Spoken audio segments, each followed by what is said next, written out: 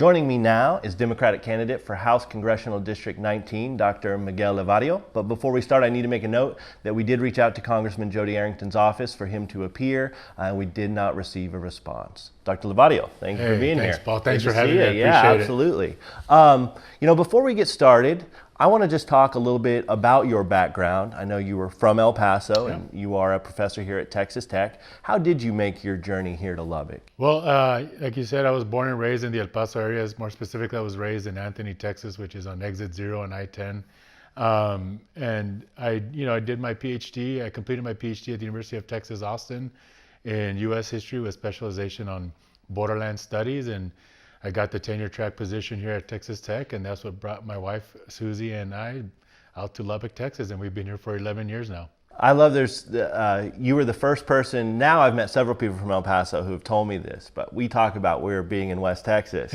But down in El Paso, it's the real big West Texas. Yes, geographically, we're West Texas. I was very confused when I moved to Lubbock and I kept hearing this was West Texas. We always, I think Beto O'Rourke says it best when all of us El Pasoans think everything east of El Paso County is basically East Texas. So we're sort of getting our bearings. That's great. And you're a professor here at Tech. Yes. What are your main studies? I'm an associate professor, so I teach U.S. history, both halves, but I specialize in U.S.-Mexico borderlands history. So I teach Mexican-American history, borderlands history, and also classes on race and immigration, and also Texas history.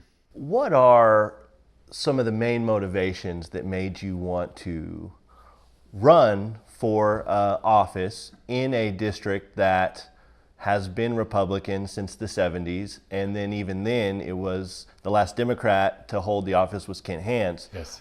Who ended up becoming a Republican. Yes. What are some of the motivations that made you want as to run? as an historian, I'm very much aware of that, but what motivated me is my community. When I came to Lubbock, I was trained under an amazing mentor and advisor who really taught us to use our scholarship, use our knowledge, our skill set, not just for academia, not just so that we can progress in our field, but so that it could be used by our community and that our community can make use of it and learn from it and do what they can with it. So I immediately inserted myself in the community here in Lubbock, going out to schools, talking about Cinco de Mayo, 16 de Septiembre, Mexican-American history and culture. And when November of 2016 happened, it affected me as it did millions of Americans. And my wife and I just wondered, what else can we do to contribute to our country, to our communities?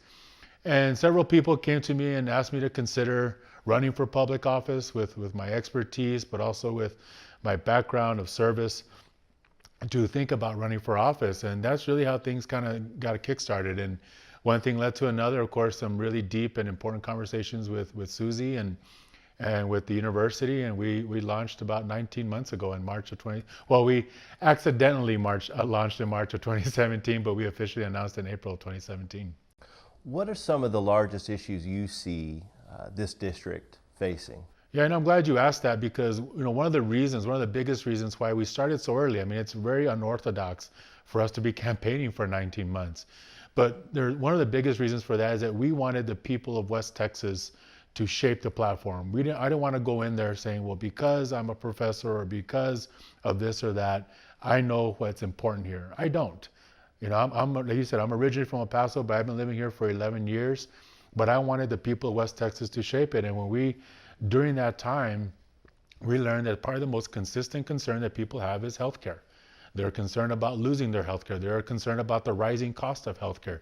They're concerned about their rural clinics and hospitals closing down, or at the very least, are shutting down services, and where some places they can't even deliver babies, where expectant mothers are having to drive several dozen miles just to deliver their kids. And we can understand that every time is precious when that time is happening. So people are very concerned about losing their healthcare, and they're not excuse me, they're not seeing a viable option coming from the other side, and they're certainly more open to new ideas and new ways of how we can deliver that quality, affordable healthcare to people, and we believe that guaranteed healthcare can do that.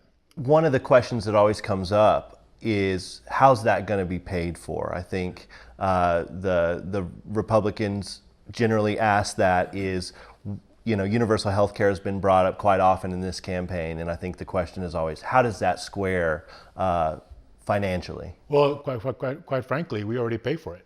Every time we get paid and we look at our paycheck, there's a Medicare and there's a Medicaid and there's a Social Security deduction from our paycheck. We already pay for that. I met with a former CEO in the district, and he listened to me at a town hall and listened to my answer when I said that.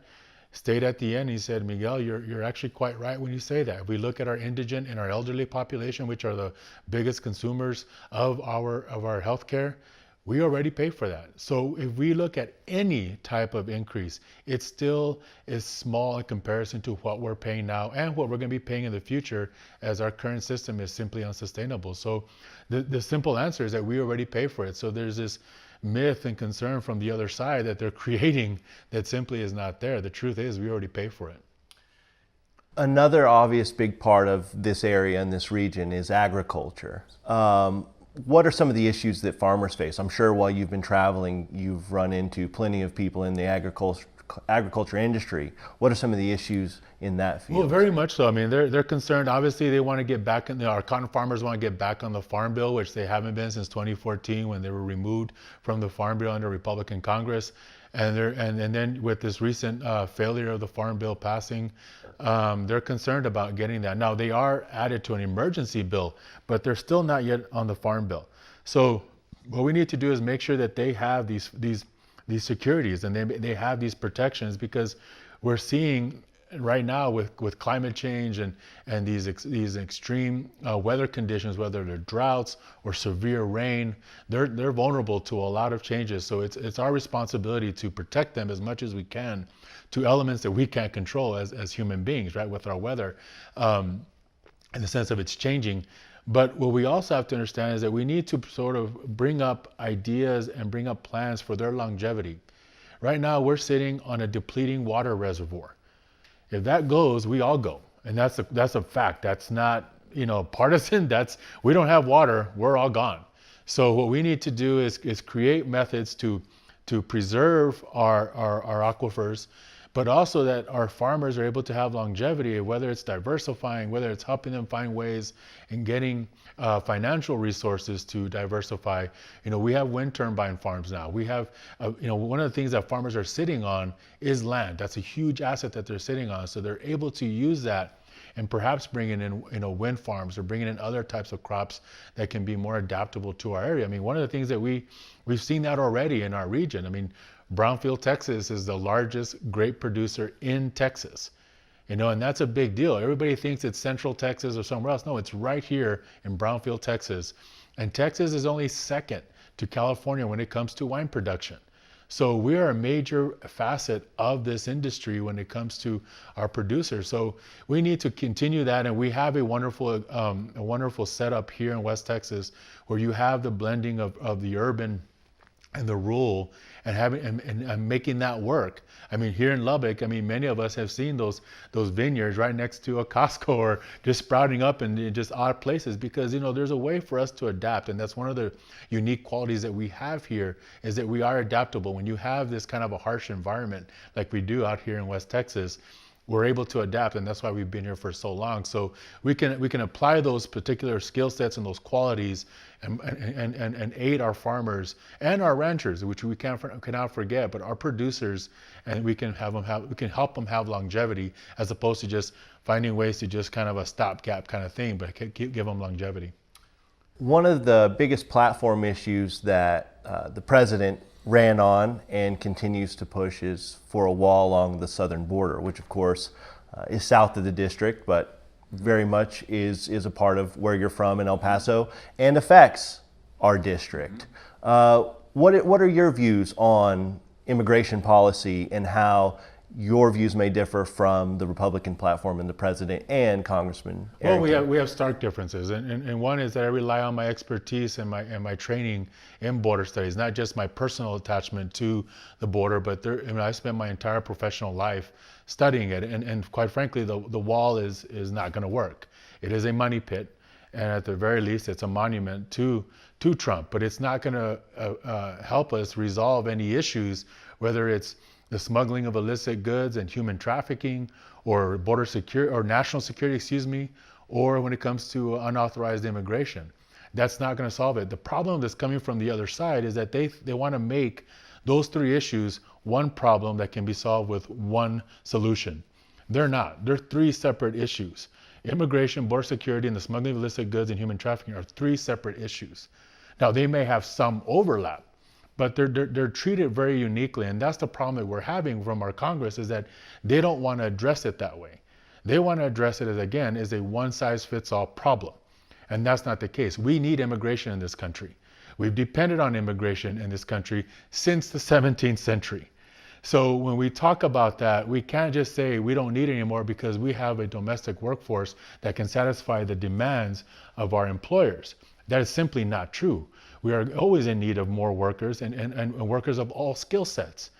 So when you address that, and when we talk about, with the recent developments in the North American Free Trade Agreement and with the three countries, I always tell my constituents, it's like, you want an open border when it comes to trade, but you want it closed. I mean, that doesn't make any sense. How can you have open but closed? So when we have this discussion, we're not even having it on the right foot.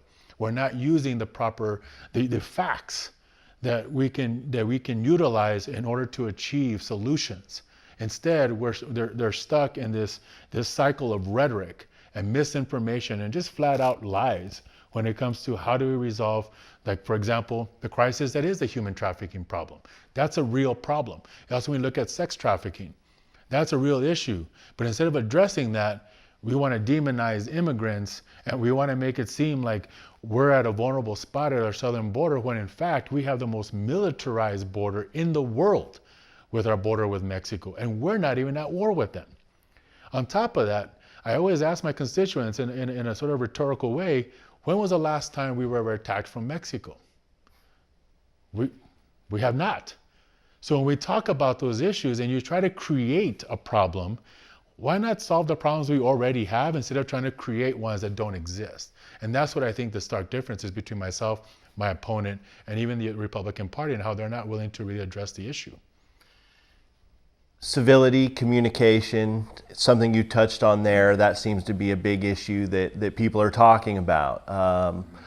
How do you see civil discourse changing, and how can politicians, if you were elected or even not, how can we as a country, but then also how can our politicians work to create a more civil discourse when it comes to these issues? There's one of the advantages of being a Democrat running in a very conservative region is that I've almost from the onset have had to talk and work with people who have different political philosophies than I do. And one of the qualities I wanted to exercise was simply listening, not judging, not talking over, not even inserting myself first, but to simply listen. And this benefited me because when you do that, we wind up learning that we actually have the same concerns. We actually have the same objectives. Now, how we get there, we may differ, but that's to me, it's not necessarily the easy part, but that's the part that's what we want to work on. What do you think, what is a good idea here? What is a good method here? When I was in Seminole, I was told, be careful. It was a candidate forum, which my opponent also did not show up to, but other Republican candidates were there as well as Democratic candidates. And I was informed, like, hey, that's a very, large Trump area, very conservative, oil and gas, the whole nine. So I was okay. This is going into the lion's mouth. But what ended up happening was I ended up having a long line of people that were just wanting to talk to me. And I was like, that's great. I want to talk to you. I want to hear, what is it really concerning you? And we found out that a lot of people are disgusted with this incivility, with this type of rhetoric that's coming out of their own party, but also is coming out of Washington. And they said, we're looking at candidates now. And I said, that's fine. I'm not a priest. I'm not here to convert you. I'm here to just inform you that you're going to have a choice. So those type of exchanges and experiences have led us to a point where I believe I can have a very constructive discourse. And I'll give you one more example. We were in Abilene, and I met with a bank official there.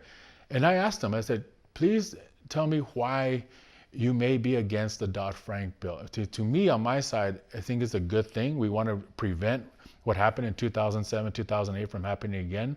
But please inform me of where I'm maybe missing it. That was my approach, like inform me. And he said, you know, Miguel, you're right. It has good intentions. But the problem is that our small and regional banks are being held to a standard of the same of the city banks, the Wells Fargos, and we simply can't afford it. And we don't have the capacity to do so. And it's frankly unfair. And I said, you know what, you make complete sense to me, because it wasn't your small regional banks that actually caused that bubble. It was the large ones, as we found out when we looked at the investigation. So to me, it's like, you know what, I think that's right. Where we can amend it, not just immediately run. It's like, let's repeal it. It's like you're not addressing it. I mean, if there's some shortcomings, let's address those shortcomings before we start saying, let's repeal this, let's take this away, simply because the other side came up with it. Just because the other side came up with it doesn't mean it's a bad idea. It may need some tweaking, but that's what civil discourse can happen. And my last point is that this idea of civility and unity needs to come from the White House. That's a big, important point, and it's not. And his party is not holding him accountable to that. So when you have what's going on now with these attempted political assassinations that are occurring, and they've already found more, they finally captured the person, but that starts from the top. When you can't just say Americans need to unify if you yourself are not an example of unifying. And that's what needs to happen. I think we need to hold each other accountable, and we need to start by saying, look, we're all people, we all love this country. Stop demonizing one side or the other, and simply say, let's have the conversation on the right foot when it comes to the facts and what comes to what we want to achieve. Sounds like that conversation with the banker was a surprise. What other surprises have you had, if any, from listening to people in the region? I think people are really, the culture here is evolving here in West Texas. And what I mean by that is that with people coming in from other parts of the country and the world, but also when we're looking at our current condition, I think people are starting to question more. They're starting to think, hey, why is it things aren't benefiting me as much as I thought they were? And they're informing themselves, and they're wanting to have these conversations, and they want to, open up more. And I've seen that in my own classroom, where I tell students we're going to talk about difficult topics, but I end up hearing students that are more open, like, you know what, I don't know if I agree with that, but I'm really curious. That's all we ask of you, is just to be critical thinkers. And that's what we're seeing in the district, is that people are being more just critical thinkers, and they're starting to question. And then they should, as good citizens, you should always question and say, why, how, this sounds great, but we got to find out how we're going to do that. I would love to say, hey, we're going to serve pizza every day for everybody or something like that, old school student government kind of campaigning. But like you asked me, how are you going to pay for this? How is this going to happen? That has to be addressed, and we have to be transparent about that. And that's what people are also wanting. They want more transparency, and they want just to be told the truth. And I think with all the mess that they're hearing, is that they just want to be told the truth, and they're willing to sit down and listen and talk civilly, and they can do that. And I think that's one of the unique things. And I say this half jokingly, I've never met so many independents in West Texas over the course of the 19 months, in the sense that I think a lot of people are just tired of where politics has gone, and where the culture of Washington and especially out of the White House has kind of really made people tired. And they're just like, I don't really hate anybody. I don't know why I'm being told I should. And they're just simply considering themselves like, you know what, if I'm going to vote, I want to look at candidates. They definitely appreciate candidates coming up to their door, shaking their hand, looking in their eye, and saying, this is what I'm running on, and I hope I can count on your vote. If not, you have any questions? And that's one of the biggest benefits that we've had, that I've been out there working and going to people's homes, going to festivals, going out to voters, not expecting them to come to me. We also hold town halls, and we've been very open and public about that. I feel very strongly about having an accessible and present representative, and we don't have that right now. And we want to demonstrate that, not only as a campaign, but as we get into Washington. And people appreciate that, because they want to feel like they have your ear, and they should, because they're the voter. They're the ones that matter when it comes to this position. We had a record tax cut that was done by the Trump administration in Congress. But I just looked at some data before the interview, and it showed that wages are still stagnated, that the cost of goods are steadily on the rise, the jobs that are available aren't paying as much. How does our country We've missed the boat on some technology manufacturing that's being done around the world. How do we, jobs are a big thing Yes, that the president had brought up, but how do we start to see the benefits as just regular citizens, not big corporations, but actually just the citizens here? How do you start to see jobs come into regions like Lubbock, where you talked about the agriculture economy and it's been good, but as water is depleted, that may change. The trade wars that we're having with other countries are also going to affect our farmers. I mean, Yes. I think that's one of the most important. One of the most important topics that does come up is we need good paying jobs here. In West Texas, we have a bit of an anomaly. We have one of the lowest unemployment rates in the country, which is great. But unfortunately, we also have one of the highest poverty rates in Texas and in the country. So the idea here is like, why do we have a high poverty rate if more people are working? Well, the answer is that we don't have enough good paying jobs out here in West Texas. And so when we can do that is that, investing in our infrastructure and expanding in our infrastructure can bring manufacturers and industries out here, because then they will have, for example, if we extend I-27 and we create a parallel corridor that parallels I-35, which goes through 3 of the most populous cities in the state of Texas. If we can build a parallel corridor that goes from Mexico all the way to Canada, then we can lure manufacturers, lure industries here so that they can be near a corridor, they can ship their product out. We also have an abundance of intellectual capital. We have a great university here in Lubbock and Texas Tech, and also in LCU and Wayland Baptist in Plainview, and of course in Lubbock, Abilene Christian, McMurray, Hardin Simmons. I mean, I could go down the list. We have quite a number of higher institutions, higher education institutions. So we have a lot of capital. We also have certification programs out in Sweetwater and Snyder. They're helping with our turbines and people, building them, people repairing them and making good money out of that. But we lose them because we don't have that industry here for them to consider staying home or staying in the region. And that's one of the things, when you look at these tax cuts, they're not going towards investing in our communities. They're going and staying in the 1%. They're staying with, and that's been proven over and over. On top of that, these tax cuts are only exploding our deficit.